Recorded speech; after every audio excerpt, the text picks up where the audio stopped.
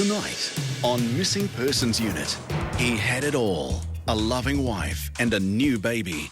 So why didn't John return from a surfing trip? Surprising that he'd just leave Noah just as well, because he loves him so much. What? A brother and sister head off to school together and are never seen again. We believe they may have been attempting to run away to Western Australia. Will their mum finally get the answer she's been waiting for? I'd love to see them again, because I really missed them. Another mother's relief as Missing Persons Unit viewers help police find the daughter she hasn't heard from for 10 years. Never at any stage did I ever give up on my daughter. Never. And will the police dig in this suburban garden solve the case of a missing 15-year-old girl? There's something there, isn't there? Because that is concrete.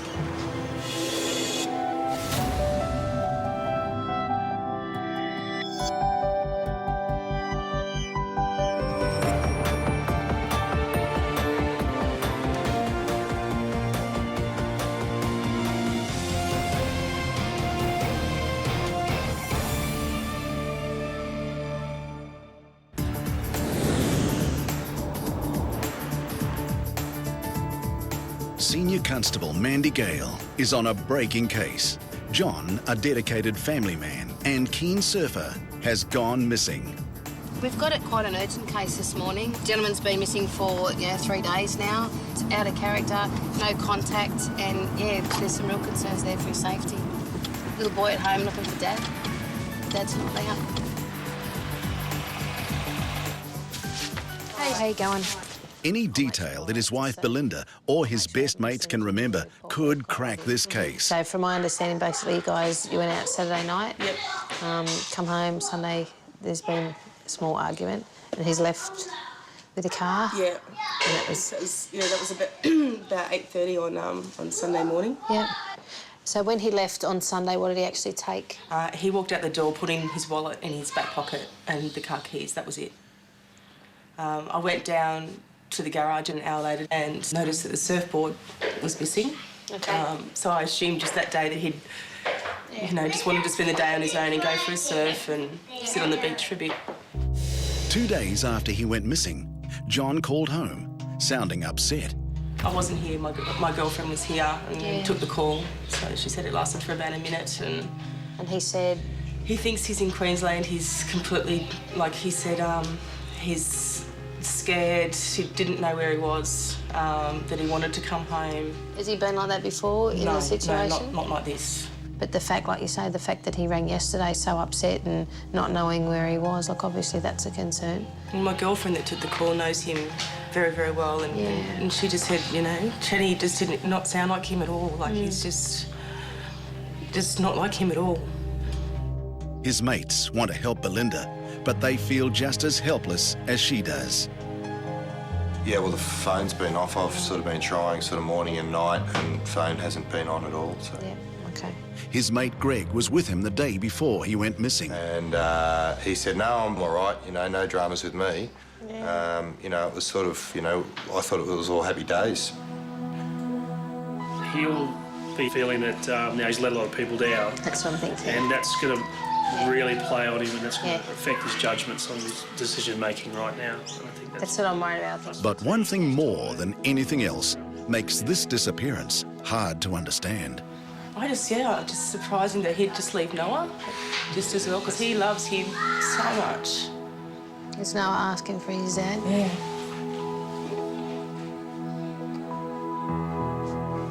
It's all right. Back at headquarters, Senior Constable Gary Bailey is trying to help the grandmother of 16-year-old runaway, Kayla Cato. Yeah, is that Mrs. Gross, is it? Yes. Kayla's been missing for 4 days, and her disappearance has upset her grandmother, Gail, who's Kayla's legal guardian. Has she done this sort of thing before? No. No? There's sort of been no friction between you? Oh, no, not really. This was just over her getting a job because she wasn't going to go back to school and she just wanted to do what she wanted to do. Does she have any boyfriends or hang around with any boys? She was seeing this guy, Andy, but we don't know any other name. How long has she sort of been living with you?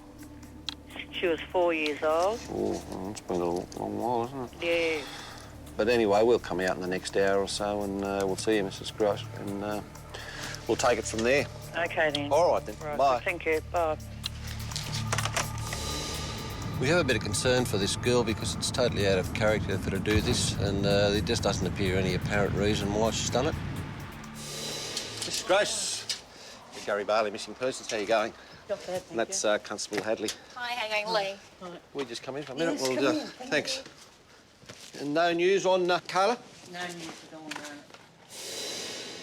Do you have a little photo for us? Yes. Really? Yeah, she's a pretty girl, isn't she?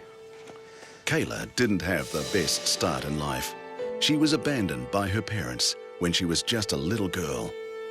It was personal reasons that her parents couldn't look after her. I love my granddaughter, you know, and I didn't want anyone else to raise her. I wanted her in my family, so. Her nan became the only mother she has ever known. Now, she's terrified her granddaughter may be in real trouble. People take advantage of that, don't they?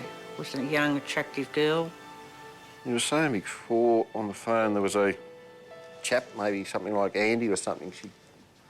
Was it Andy? Yes, that's right, And yes. you don't know what his surname or anything? No one seems to know. What's the relationship between him and Kayla? He's her boyfriend, Yeah. but I've never seen him. Does she get on with your other son? With no clues on where her boyfriend might be found, Gary's best chance of finding Kayla will be through her girlfriends. Has she got any other sort of friends? Turkish girl, yes. What's her name? Yarmal, Yarmal, is it? yeah. Where does she live at? Auburn, Yeah, the mother and father? Yeah, yes. It's a solid lead, but will Yamil give up her best friend Kayla? We'll do our best and we'll be in touch with you. Thanks very much. All right, not a problem.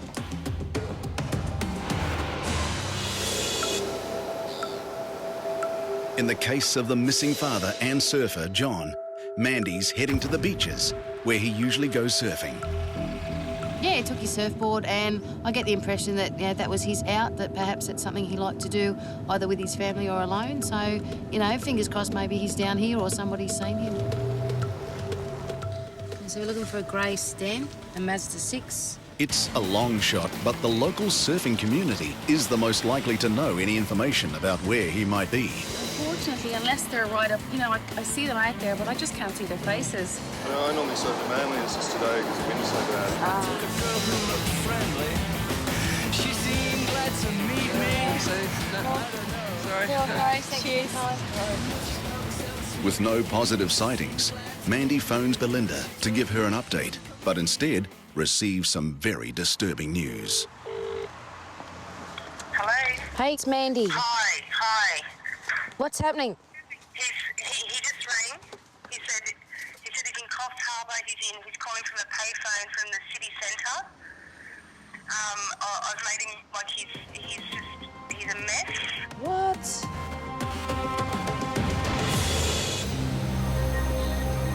In Sydney, there's just been a critical development in the case of John, the young father missing on a surf trip for 3 days. He's rung his wife Belinda, who was horrified by what she heard. What? He said he nearly jumped off some cliff around Coffs, like yesterday afternoon, and went back there again this morning. He wanted to know if I loved him, which I told him I do, and I want him to come home. And he just was crying. I said, promise me that you need to go to the police station. All right, darling, I'll ring you straight back. I'll ring Coffs Harbour and I'll get back to you, okay? Excellent. All right. Bye. Yeah, I need to speak to someone pretty urgently, please. Just the fact that he's contacted now, he's in a really bad way in the city centre somewhere. So can you get them out there ASAP and see if you can locate him? That would be unreal. Thank you very much. Okay, good luck. Bye. Mandy wants to keep an anxious Belinda up to date. Registration number, all the details he needs, and he's going to get cars out there straight away. Poor bugger. Okay. While Mandy's on the phone to Belinda, her partner Karen gets a call from Coffs Harbour. Have you got He's in the police station at Coffs Harbour now. There you go, he's in the police station, darling. Okay, so that's good. Okay. We're just on 2 phones at once. Are you okay? Do you want us to come to you? Yeah, okay, yeah. Okay. We'll come and see you, okay? Okay. Hang on. Just have a quick chat with him. Do you want to talk to him or do you want me to talk to him? Yeah, I'll talk to him. Hang on, I'll just make... Can I just listen while you talk to him? Yeah, hang on, darling. Hang on. Hello?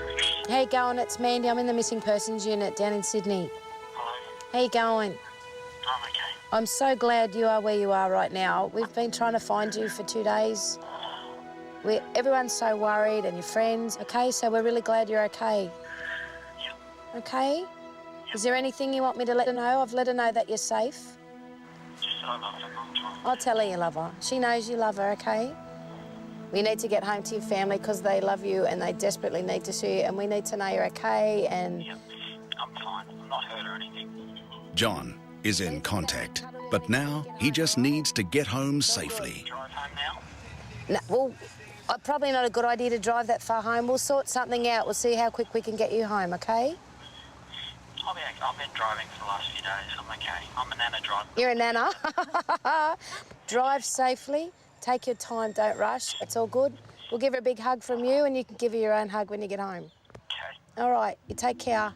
Thank you. You're welcome. Don't cry. It's okay. Oh, God.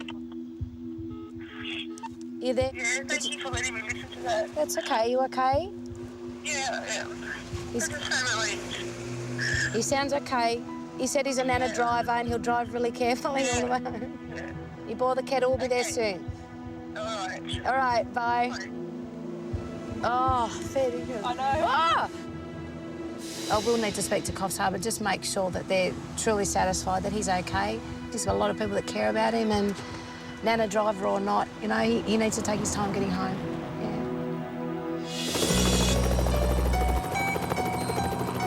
At the Northern Territory Missing Persons Unit, there's growing excitement that a young woman who's been missing nearly 10 years and was feared dead has been found alive and well.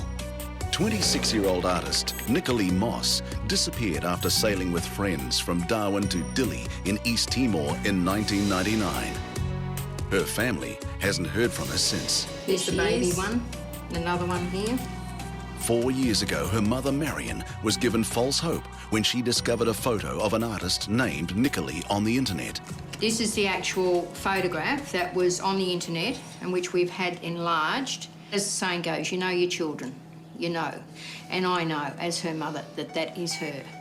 Despite police doubts that it was her daughter, Marion insisted on travelling to Sydney to meet the woman for herself. Well, we're only within minutes of finding my daughter, Nicolee. I'm quite anxious to meet her. The moment of truth became another moment of frustration. It wasn't Nicolee. Say I'm not her. But the trip and meeting would prove vital.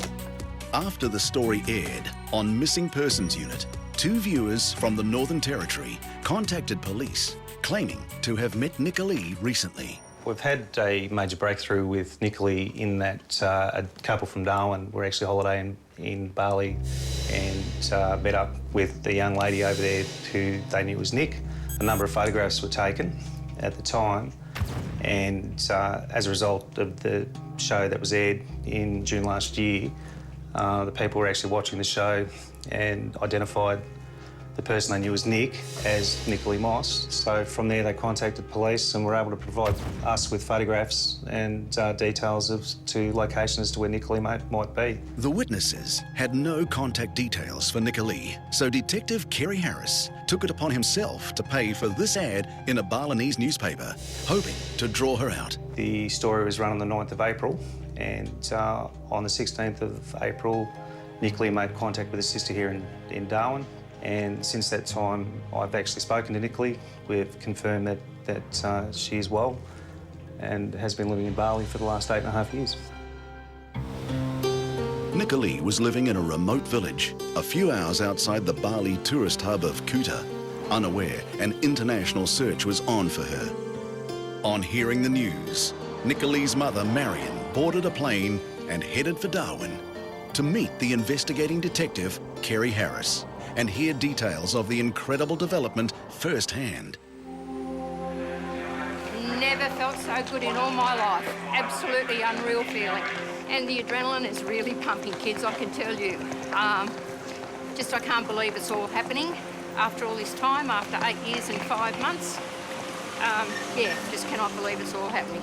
It's been a long wait for this dedicated mum who survived on hope. Never at any stage did I ever give up on my daughter, never. And I was prepared to go to any lengths in order to try and find her. And with the last resort, the last plan that we put into action, this is what's paid off, and we've got results. And it's just absolutely fantastic. G'day, Don. G'day, Marion. How are you? I'm well. Yourself? Oh, mate. Welcome to Darwin. Yeah. Oh. How you feeling?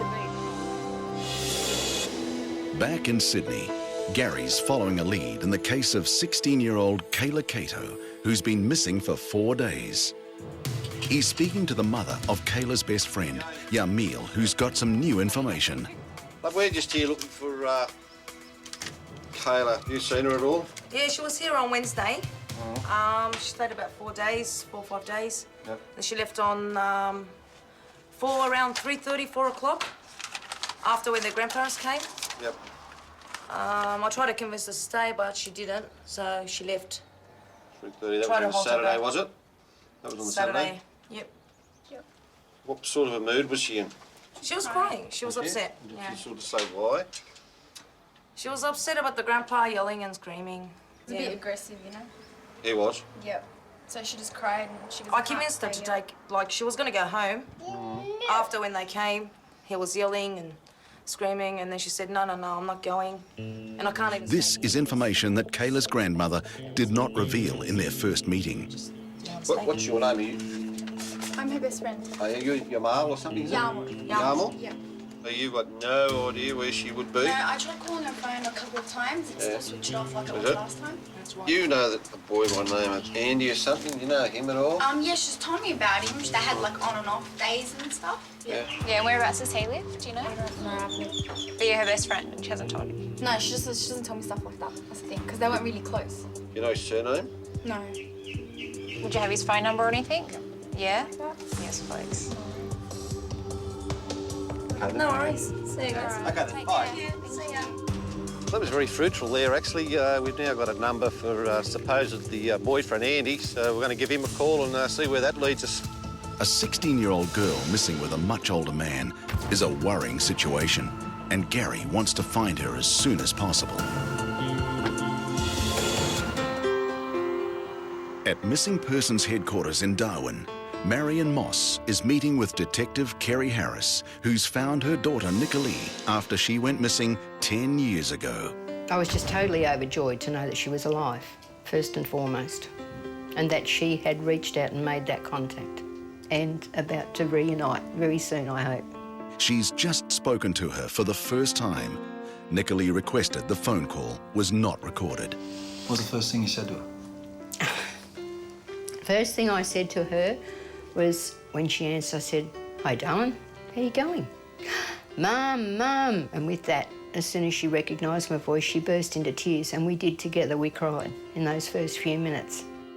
26-year-old Nicolee is an artist and a wanderer. She ended up in Bali after going on a sailing holiday, and despite the passing of the years, never called home. She was very remorseful. She was very sorry to think that, you know, she'd put us all through this worry, but I said to her, Nick, I said, the main thing is that you're okay, darling. I said, you made that contact. But she said, Mum, can you ever forgive me? I said, we won't even go there, Nick. I said, just to hear your voice. I said, the next step is to hold you. I said, never let you go. And we both cried together because we'd had that contact and we knew that she was alive. Finding Nicolee marks a new beginning for this mum who never gave up on her daughter. Hi, my gorgeous girl, Nick.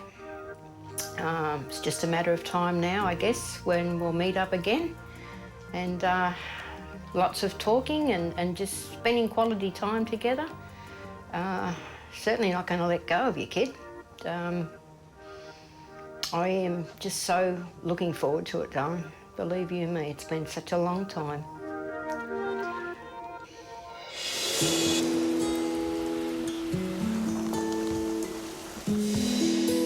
Belinda's husband, John, missing for 3 long days, has been found 500 kilometres away from home.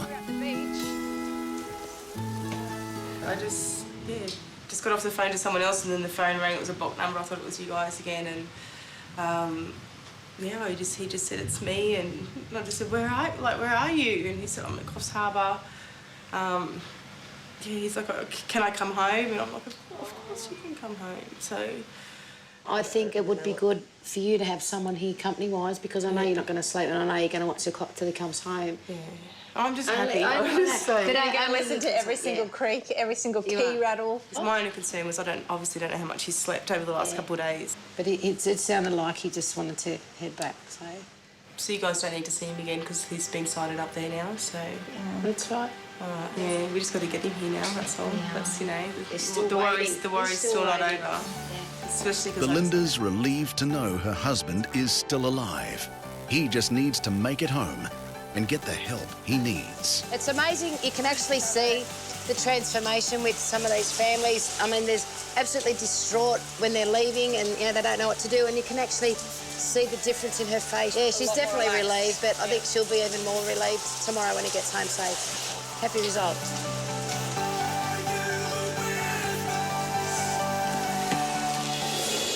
And on the case of Nicolee Moss, who was missing for 10 years, there's been another happy ending. Nicolee did return to Australia to be reunited with her mother a few weeks later. While eternally grateful to the program, they ask us to keep their reunion a private affair. But Marion has a message for anyone who may have taken off, leaving their family and friends to agonise over where they might be. Please make contact with your family, no matter who it be, whether it be your parents or a brother or a sister or somebody. Make that contact. You know, all we need to know is that you're all right, that you're okay. There's also been a development in another story we brought you last year. The 27-year-old mystery of missing Adelaide girl, Michaela Godot. Michaela Godot was a 15-year-old girl born in Germany in 1967. Michaela arrived here in Australia in 1981 with her stepfather, her mother and 2 brothers. When Michaela, the shy schoolgirl, first went missing, the case made headline news. The family had decided to return to West Germany, but Michaela refused. And Michaela ran away on December 19, stealing almost $600 of her parents' money, which they'd planned to use for the air tickets back to Europe. At first, it looked like a typical teenage runaway, but with no word from her for nearly 3 decades, investigators now suspect foul play. So police have been talking to Michaela's mother, Emmy, and her brother, Axel.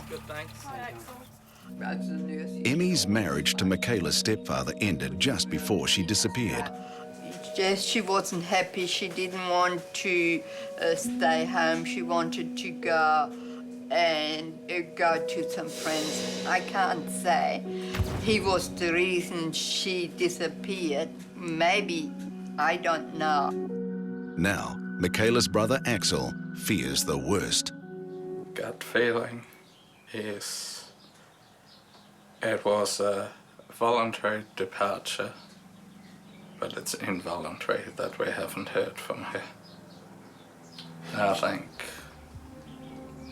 someone's taking the advantage of the situation. When Michaela first disappeared, police searched the area around where she lived. But now they think they should be looking much closer to home. It's Paul's best hope of finding answers in this 27-year-old mystery. We're going to conduct an examination of the home address, a search of the backyard, with the view of finding any new evidence that is there.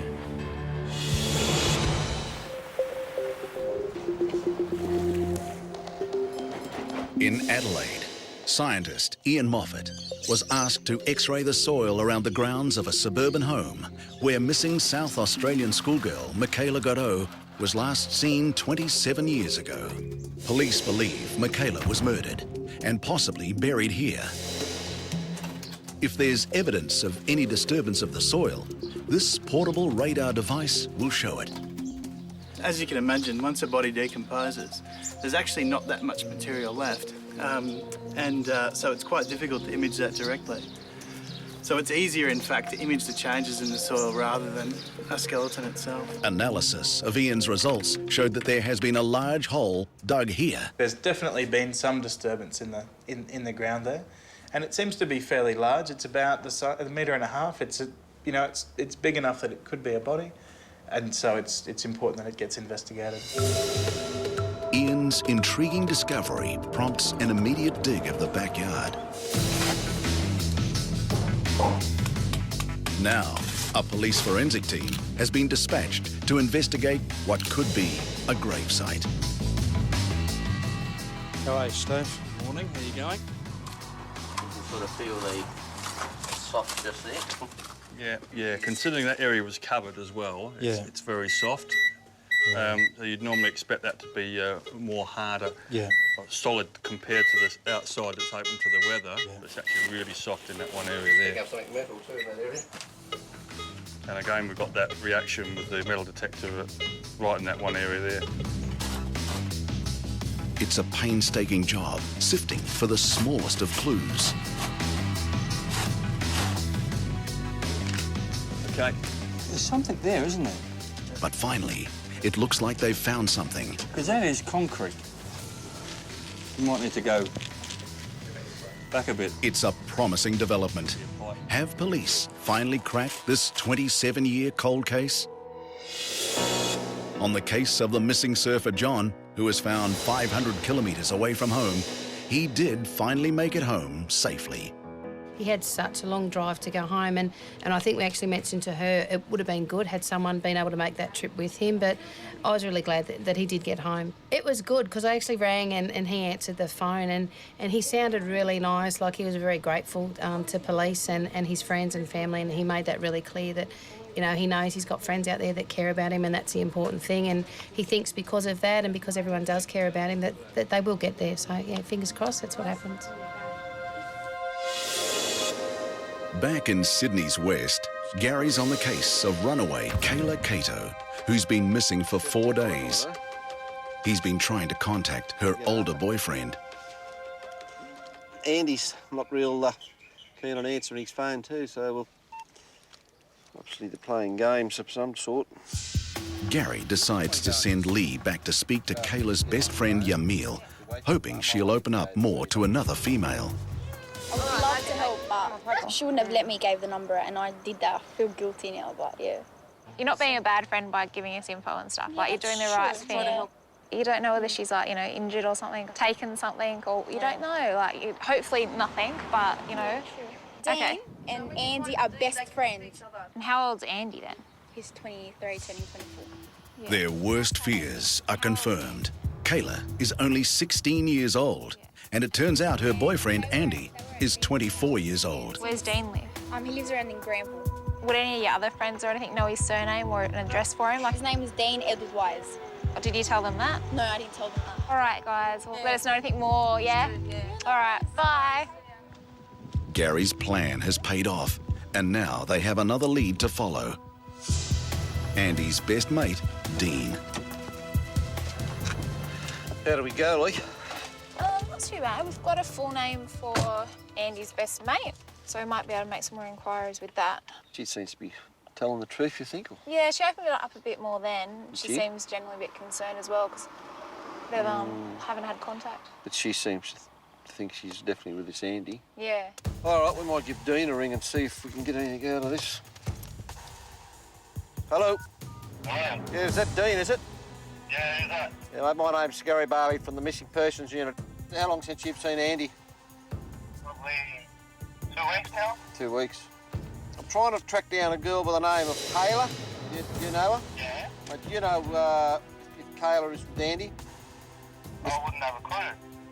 Gary knows he's getting the runaround from a man wanting to protect his best mate, but he's not giving up. Do you know where Andy lives? No, I don't. You know his surname? No, I don't. You don't? Or you don't want to tell me? Which one is it? No, I don't know. It's imperative that I find this girl, you know?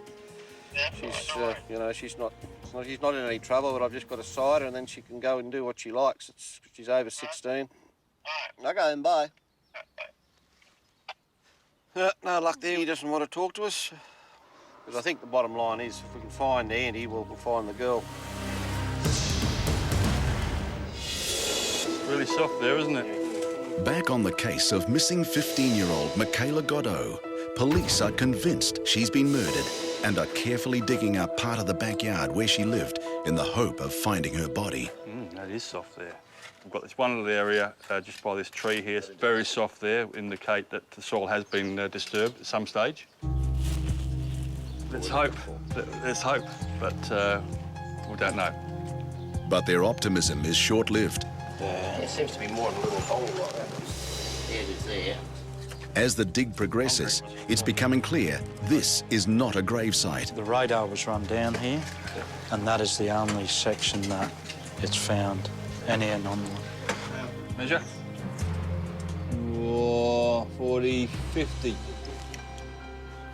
What time of year she went missing? December. December. So it would have been filled. Would have been very hard soil back in those days, around then. So, I'd say we've gone down a foot right in the middle there, and just going down to 2 feet. And so, if there was a body there, it'd have to be more than 2 metres down, sort of thing, which would be fairly hard digging. And so there's just no evidence of anything like that.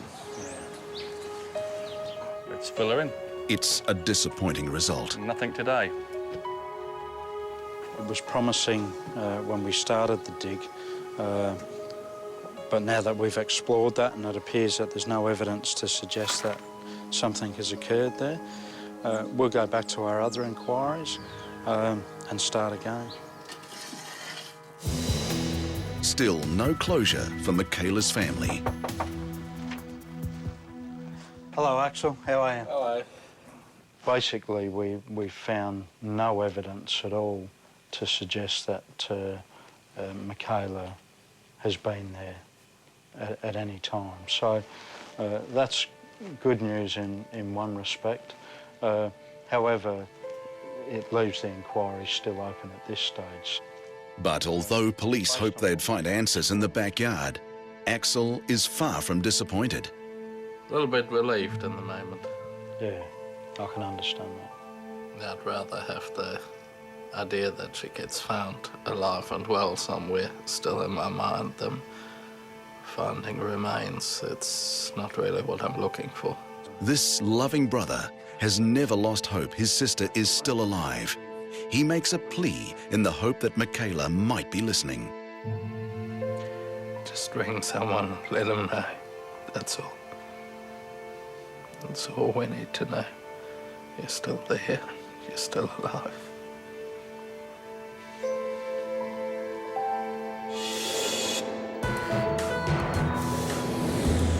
In Brisbane, Damien Powell is about to reopen a very unusual cold case. A teenage brother and sister who disappeared at the same time 17 years ago. In 1992, Chad and Melanie Sutton left home to go to school. It was 8:30 in the morning, and they were never seen again. Melanie had asked, "Can I please stay at home today and help you to clean up?" I said, "No, you've had too much time off school." A couple of minutes later, they both left for school, and that's the last I saw of them. It's the last time anyone saw them. But even after nearly 2 decades, police believe they could still be alive. We have a report from a friend of Chad, the boy, that he spoke to Chad sometime in December on a number of occasions. On one of those occasions, Chad said he was ringing from Sydney, and on another occasion, late in December of 1992, he was ringing from Adelaide. We believe from history that they may have been attempting to run away to Western Australia, so certainly that path of movement is consistent with what we believe may have happened. It's been a desperate and painful wait for the children's mother, Marie, who's since moved to Perth in Western Australia. But no one has given up, and today, police have some news for her. What we'd like to do, Mrs. Sutton, is to try some new technology that's called age progression training. Now, this technology, we take photographs of the children that you supplied to us, and we compare them to photographs of yourself and their brothers and sisters as you appear now. And to that end, we'll be able to hopefully gain some impression of what Chad and Melanie look like now. The reason Damien's reopened this case is because of an opportunity to work with Glenn Miller, an American professor who's visiting the Australian Federal Police in Canberra. He has helped solve hundreds of similar cases in the United States. It's that recognizable quality of the face. He can alter a young person's photographic image to accurately show what they might look like at a much later age. So Damien makes a trip to Canberra to see what he can do with Chad and Melanie's photos. Let me see here. This is Chad at age 16, shortly before he went missing, and this is his sister, Melanie. Okay, roughly they'd be in their early 30s right now. Yeah, Melanie, I believe, would be 30, and Chad should be 32. Melanie wears glasses. She hasn't got them on in this photo, but in another photo, she's got them on. I'll use this probably as a template to build kind of a photographic composite combined with artwork. I see he's got a nice smile. There's some unique dimples here, some nice smile lines, heavy eyebrows. That's good. It'll take plenty of time and skill, but Professor Miller knows the results can be remarkable. We're going to add some growth to Chad and sort of stretch it and identify that lower 2/3 of his face. We're going to come around and simply bring this down just a little bit to approximate that growth. There we go. I'm going to come in and grab his lower chin and do the same thing. Just give it a little more maturity. And we're going to bring it down just a little bit. So I'm going to have to add some artwork, a lot of airbrushing to bring out those features, those unique features that I think Chad possesses, especially when he smiles.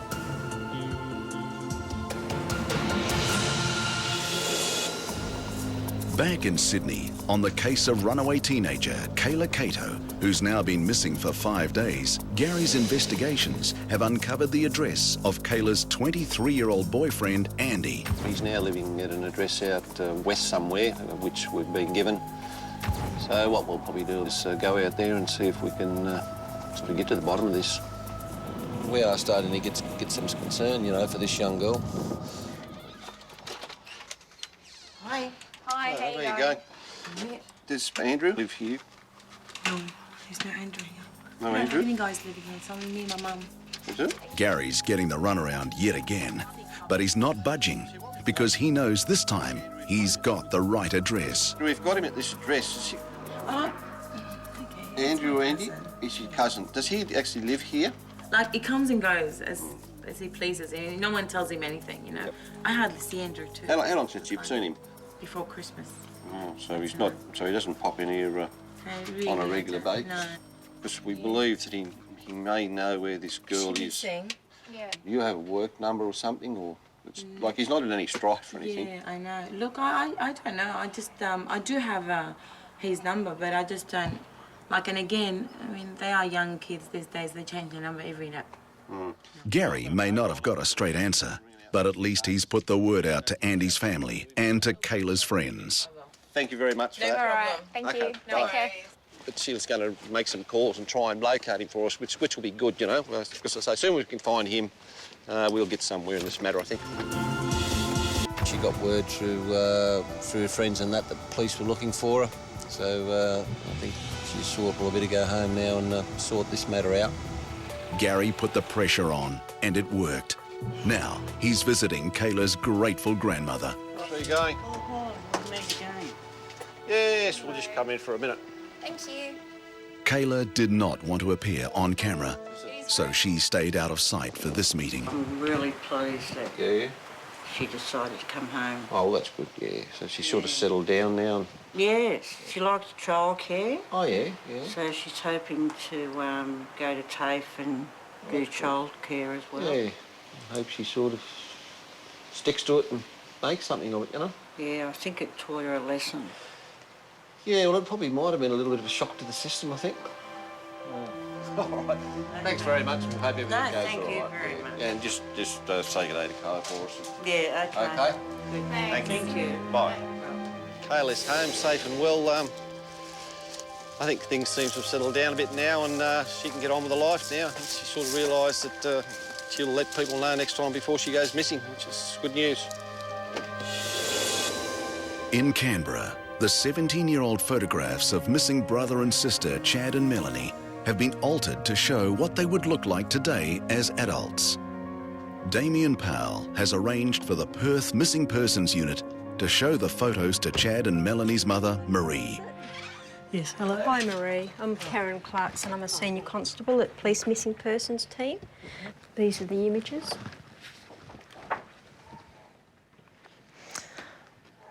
That's really interesting to see how they are now. They probably would look like that. That's definitely Chad's cheeky smile. Yeah. It's nice looking at the photos of them, but it'd be nicer still if it was in person. Thing, yeah. Marie calls Damien in Brisbane to thank him. Do you think that's a realistic... Yeah, I think they're both pretty well realistic. We'll get them out into the media, and before it's released to the media, I'll let you know. Well, I hope it does turn up something, so Yeah. I really do. I think it'll turn them up. Yes. That's exactly right. We'd like to find both of them for you. But... Damien hopes someone will recognise these photographs and bring closure to Chad and Melanie's family. If they're watching the program, could you please contact me? I'd dearly love to see you both again.